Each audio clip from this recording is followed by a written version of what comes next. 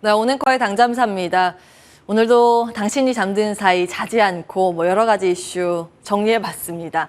오늘은 사우디아라비아의 시장 상황과 연관된 우리 기업들의 레퍼런스까지 정리해봤습니다. 하나하나 보시죠. 먼저 간밤 마감된 미증시 분위기부터 들여다보겠습니다.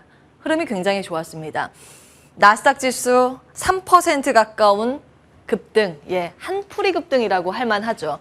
흐름들 보시면 CPI가 시장의 키를 쥐고 끌고 올라가는 모습이었습니다. 어제 보여드린 화면에서 이 부분과 아랫부분 업데이트를 해드렸습니다. 지난달에 이제 백악관의 뉘앙스 변화에 대해서 말씀을 드린 바 있죠. 이때 그 전에 7월 13일 6월 CPI 발표하기 전에 백악관에서 이거는 지난 수치이기 때문에 높게 발표된다 하더라도 놀라지 말라를 미리 사인을 줬다라는 부분 체크해 드렸습니다. 그리고 이번에는 사전에 경고가 없이 백악관이 왜 이렇게 조용한가 했는데 CPI가 꺾였습니다. 9.1%에서 이번에 발표된 7월 CPI는 8.5% 헤드라인 나왔습니다. 예상을 밑도는 수치였고요. 헤드라인 수치도 꺾였고 그 근원 CPI는 현상 유지를 했습니다. 이것도 예상을 하회한 수치였습니다. 다음 보시죠. 유가의 포인트 있네요. 유가 포인트를 어제 또 하나의 관전 포인트로 제시해 드렸는데요. 확실히 유가가 올라갈 때는 이 CPI 발표된 수치를 더 민감하게 받아들이는 분위기였고 요즘 하향 안정화를 찾아가는 과정에서 공개되는 이 수치도 괜찮다라는 부분이 확인되자 이렇게 폭풍 질주한 부분 확인하실 수 있습니다. 다음 보겠습니다. 세부 항목 정리를 해봤습니다. 에너지의 맹활약이라고 할 만합니다. 전체 데이터도 다 내려가는 모습이었는데요. 전 월비로 하면 그 규모가 딱 눈에 보이실 겁니다. 이번에 에너지 전체 마이너스 나온 상황이었고요. 특히 가솔린 이번에 그 CPI 하락의 최대 공신이라고 평가를 받고 있습니다. 사실 최근 들어서 미국에서는 주유소 갈 때마다 휘발유 가격이 좀 떨어진다라는 소식을 전해받기는 했는데 이게 고스란히 반영이 됐습니다. 그 이전 수치가 플러스 11이었고 이번에 마이너스 7.7이기 때문에 이 갭이 상당히 큰 상황입니다.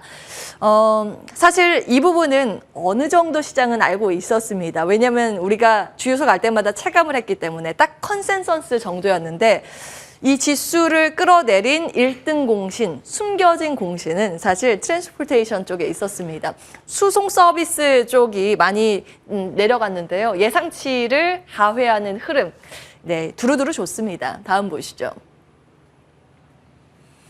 지난번에 당잠사에서 체크해드린 내용인데 CPI의 구성 그 비율입니다. 가장 큰 비율을 차지하는 게 주거였고요. 그 다음에 음식료, 그 다음이 에너지입니다. 에너지는 이 정도 차지합니다. 에너지가 다운이 되자 이제 CPI가 안정을 찾아가는 모습인데 다음 이 중요한 부분은 주거입니다. 주거가 안정이 되어야 하는데 사실 아직까지는 주거의 약세가 나타나지는 않고 있습니다. 그래서 주거 다음에 CPI를 결정한 요소로 변수로 놓고 체크를 해보셔야겠고요. 플러스 임금 상승률입니다. 이것도 꺾여야 되는데 아직 그 조짐이 보이지 않고 있다는 점 다음 CPI 꼭 참고해 보셔야겠습니다.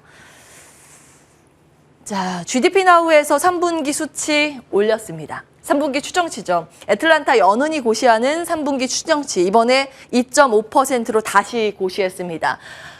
경기에 대한 자신감이 쑥 올라간 데이터죠. 최초 고시했을 때 2.1%, 고용 보고서 너무 충격적으로 잘 나왔을 때는 1.4% 이렇게 내려갔었는데 이번에 최초 고시 수치보다 높은 수치가 발표됐습니다. 시장 두루두루 좋은 데이터입니다. 주변 지표 더 보겠습니다.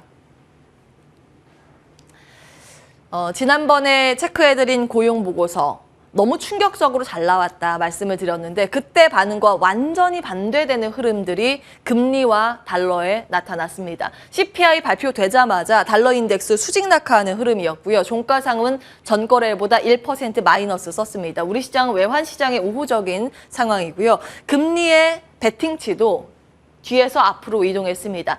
9월 FOMC 금리 인상 확률 75bp 베팅 우세에서 50bp 베팅 우세로 지금 전환된 분위기입니다.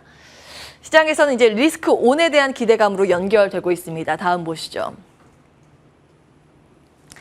시장의 큰 곰이라고 표현을 해봤는데요. 가장 배어하게 시장을 보는, 가장 시장을 보수적으로 보는 IB, 뱅크 오브 아메리카입니다. 근데 시각이 좀 바뀌었습니다. 썸머랠리에 판이 지금 깔렸다. 이건 좀 의역을 한 거고요. 원문 보시면 2008년 금융위기 이후 최악의 베어마켓에서 탈출을 해서 나스닥 지수가 이제는 불마켓으로 진입을 한다. 썸머랠리 앞으로 나올 가능성이 있다. 이런 뉘앙스였습니다. 금리 보시죠. 금리 반응이 참 고무적이었는데요. 정책금리에 민감한 단기물이 떨어지고 경기에 민감한 장기물이 올라갔습니다. 경기 자신감 올라갔고 그 긴축에 대한 쌓인 후퇴한 부분 확인하실 수 있습니다. 그래서 그 전까지 8월 FOMC 원래 없는데 임시 갑자기 갭처해서 금리 당겨서 올리는 거 아닌가라는 그런 우려감 쏙 들어갔고요. 9월에 FOMC 75bp 인상 가능성에서 앞서 보신 것처럼 50bp 인상 가능성으로 전환이 됐습니다. 지수 보시죠.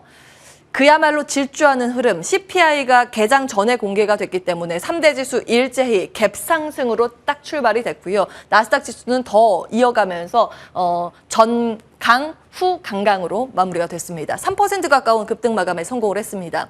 S&P 500 지수 차트 조금 시기열을 늘려서 가지고 왔습니다. 올해 들어서 베어마켓 랠리가 총 4구간이 잡혔는데요. 3월에 9% 올랐다가 꺾였고 그 다음에 13% 올랐다가 또 꺾였습니다. 10% 올렸다 꺾였고 현재 구간이 여기 4번째에 속하는데요. 저점 대비했을 때 15% 올라서고 있습니다. 베어마켓 랠리라고 하면 올라다가 꺾이는 모습인데 지금 뱅크 오브 아메리카에서 제시한 것처럼 정말 추세가 전환돼서 썸머 랠리 더 이어질 수 있을까? 그 기로에 놓여 있는 상황입니다. 현재 하락 추세는 일단은 돌파한 모습. 앞으로는 이 일정이 중요해 보입니다. 잭슨홀 미팅이 그 키를 쥐고 있다고 해도 과언이 아닐 텐데요. 27일 예정입니다. 여기에서 어떤 인플레이션 관련 사인, 신호에 대해서 시장은 주목할 것으로 관측이 되고 있습니다. 참 바쁩니다. 이번 달만 남은 일정 쭉 정리해봤는데 사실 셈법은 우리나라가 조금 더 복잡합니다. 이것 때문에 그렇죠. 칩4 가입 여부 결정 시한이 이제 눈앞에 있는 상황입니다. 확실히 이제 대답을 해줘야 되는 구간입니다. 다행히도 어제 오늘 우리나라 언론 기사도 그렇고 외신도 미국 내에서도 그렇고 중국 내의 외신 기사들 쭉 살펴봤는데 이 미중 갈등에 대한 부분이 많이 내려간 부분은 일단은 긍정적입니다. 다만 이게 언제 튀어나올지 모르는 변수이기 때문에 대만 관련 미중 관계 부분을 계속 추적은 하셔야겠습니다. 다음 보겠습니다. 내부로 조금 더 들어가 볼까요? 뱅크 오브 아메리카에서 섹터 로테이션 모멘텀에 대해서 표를 같이 제시했습니다. 모멘텀이 증가한 쪽은 성장 3대장이었습니다. IT, 커뮤니케이션 섹터, 임의 소비재 쪽이었고요. 나머지는 약간 내려갔는데 모멘텀이 쫙 꺾인 쪽이 에너지였습니다. 시장은 바로 좀 즉각적인 반응을 보였었고요. 장 초반에 이 히트맵에서 에너지만 거의 뭐 초상집 분위기였습니다. 새빨갛게 물들여 있었는데 다행히도 전체적인 심리가 살아나면서 이 온기가 이쪽까지 전해지며 전 섹터 상승 마감에 성공했습니다. 종목별, 섹터별 흐름 조금 더 들어가겠습니다.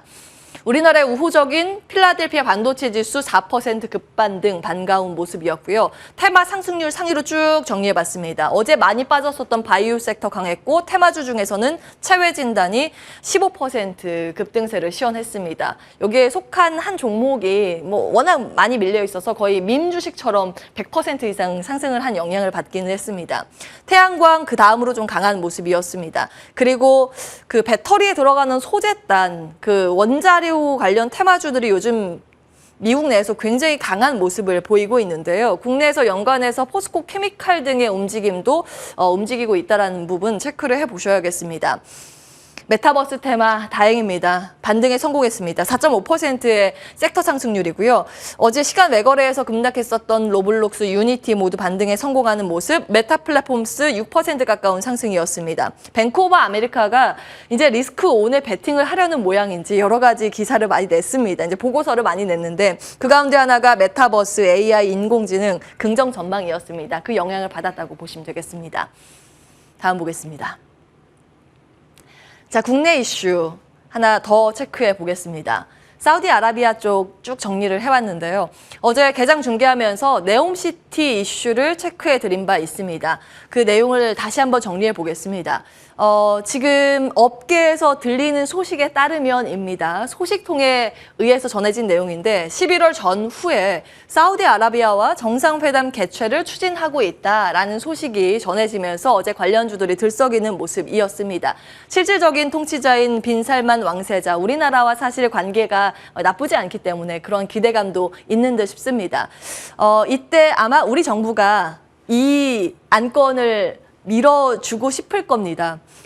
사우디아라비아 쪽에서 계속 인프라 구축이나 하고 있는 쪽이 네옴시티하고 사회 간접 자본 원전 쪽인데 한국 기업이 참여할 수 있게 길을 터주는 게 아마 목표일 겁니다. 이 검토 대상이 오르는지 여부가 하나의 관전 포인트고요. 건설주가 굉장히 강했죠. 그 이유는 최근 5년간 상위 5대 건설 수주국을 쭉 정리해봤는데 중동이 많습니다. 조금 더 이슈로 들어가 보겠습니다.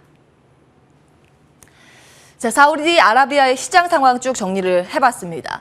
2021년에 나맛 혹은 나밋?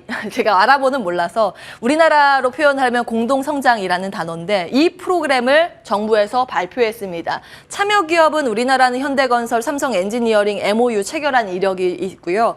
지금 새롭게 추진하는 초대형 시티, 네옴시티죠. 서울의 44배로 조성 계획입니다. 큰 골자는 두 가지입니다. 이 시티, 이 도시가 어떻게 돌아가느냐, 여러 가지 수소, 태양광, 풍력 같은 친환경 에너지로 돌리는 그런 구조, 그리고 로봇, 물류, 자동화 시스템, IT 이런 시스템으로 돌아가는 스마트 시티 계획입니다. 그래서 확장해서 여러 가지 생각해 볼 포인트는 있습니다. 아직 시장에서 구체적인 분석이 나오지 않고 있기 때문에 참고하시면 되겠고요. 6월에 현대건설과 삼성물산이 네옴터널 프로젝트 수주 소식이 있었다는 점까지 좀 정리를 해봤습니다. 그리고 이 원전이라는 키워드로 그 발전 주관사에 대해서 체크를 해보고자 하는데요. 우리나라 작년에 관전 포인트 때도 말씀을 드렸습니다만 원전 발전 주관사는 딱 3곳밖에 없습니다. 이들을 중심으로 팀 코리아를 구성해서 이제 한수원을 중심으로 이렇게 진행이 되는 건데요. 대표적으로 현대건설, 삼성물산, 대우건설, 현대건설이 가장 잘한다고 알려져 있죠. 그래서 어제 주가 반응이 여기가 더 강했습니다. 다음 보겠습니다. 마지막 장인데요. 앞서 말씀드린 친환경 스마트 시티 플러스 건설과 원전, 그리고 사우디는 또 방산이라는 확장된 키워드까지 고려해 볼 수 있습니다. 그래서 요즘 시장에서 떠오르는 태조 이방원이 생각이 나서 쭉 정리를 해봤습니다. 연초 대비 상승률 관련 종목들 좀 정리를 해봤는데요. 예, 인물은 아시다시피 태종 이방원이 맞습니다. 요즘 많은 분들이 보셨던 드라마의 주연인데 사실은 저는 이보다는 이 용의 눈물이 더 친근하긴 합니다. 근데 이제 나이가 드러나기 때문에 여기까지 이야기를 드리고요. 종목별 흐름 봤을 때 좀 강했었던 부분이 방산 그리고 조선 섹터입니다. 다른 섹터들 더 갈 수 있을지 여부도 궁금합니다. 자리 옮겨서 투자 의견 받도록 하겠습니다.